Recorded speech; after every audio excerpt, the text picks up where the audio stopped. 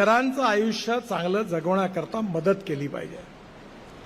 आणि हेच काम म्हणजे सामाजिक दायित्व, हेच काम म्हणजे राष्ट्रीय जबाबदारी, आणि हेच काम वाढवायचं आहे. खरं म्हणजे मी प्रेरणास्त्रोत वगैरे काही नाही आहे. आजकाल मी काही जास्त काम करू शकत नाही. ज्यावेळी करू शकलो तेव्हा आता मी पण कामातून माझं पार्टिसिपेट कमी झालं. आर्थिक क्षेत्रामध्ये, रोजगाराच्या क्षेत्रामध्ये, स्वास्थ्यविषयक क्षेत्रामध्ये आपण सगळं ट्रेनिंग देऊ शकतो. मी तुम्हाला माझं उदाहरण सांगतो. मी अतिशय अनऑर्गनाइज, इनडिसिप्लिन आणि अतिशय माझं इरेग्युलर असं आयुष्य होतं. या माझ्या इतकं कोणाचंच नसेल. आणि भावनेच्या ओघामध्ये मी पार्टीचं काम करायचो, स्कूटरवर जायचो, गाडीत जायचो. आतासारखी श्रीमंत पार्टी नव्हती. मी आत्ता म्हटलं, आम्ही एका कार्यक्रमात होतो, आम्ही निघालो तो बाजूला 300-400 गाड्या एकदम हालायला लागल्या. मी म्हटलं, मी जेव्हा काम करायचो तेव्हा एकाला अध्यक्ष याकरता बनवलं का त्याच्याजवळ एक 10 वर्ष जुनी अँबॅसेडर होती, आणि याला अध्यक्ष केला तर विमानातून आणि रेल्वे स्टेशन नेते आले तर फुकट जाण्या येण्याची सोय होईल, म्हणून याला अध्यक्ष करा, असा आमचा काळ होता. आता काळ बदलला. अरविंद शहापूर का मारुती व्हॅनमध्ये फिरायचे. मी पण केशवला आठवत असेल. माझ्याजवळ लुना होती. मग त्या लुनावर डबल सीट नाही, तो ती कू करायची.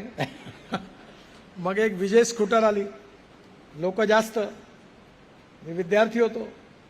मी म्हणलं, एक काम कर, एक समोर चालव, मध्ये तिघं बसा, आणि 4थ्या नंबरवर जो बसलाय तो नंबर प्लेटवर हात ठेव, म्हणजे पोलीसवाला बघणार नाही, लगा स्कूटर चलो. असा काळ होता, कारण मजबुरी होती.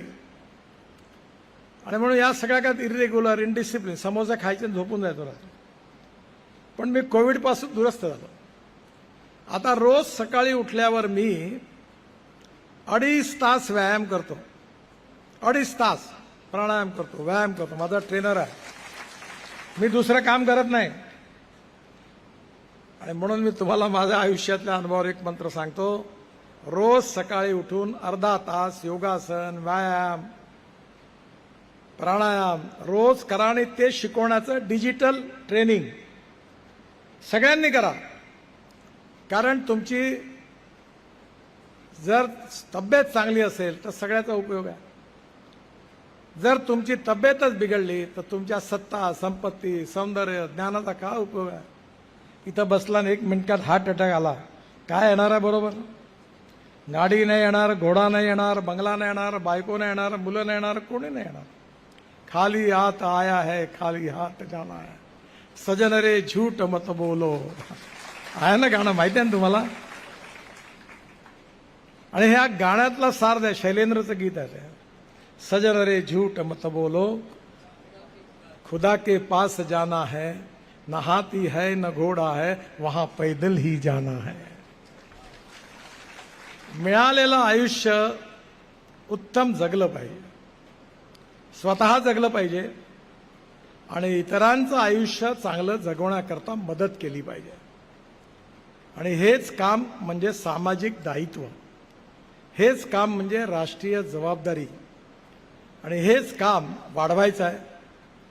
खरं म्हणजे मी प्रेरणास्त्रोत वगैरे काही नाही आहे. आजकाल मी काही जास्त काम करू शकत नाही.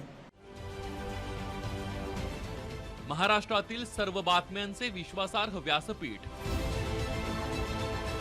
सकाळच्या सर्व सोशल मीडिया प्लॅटफॉर्मला लाईक, फॉलो आणि सबस्क्राईब करा. तसंच सर्व नोटिफिकेशनसाठी बेल आयकॉन प्रेस करायला विसरू नका.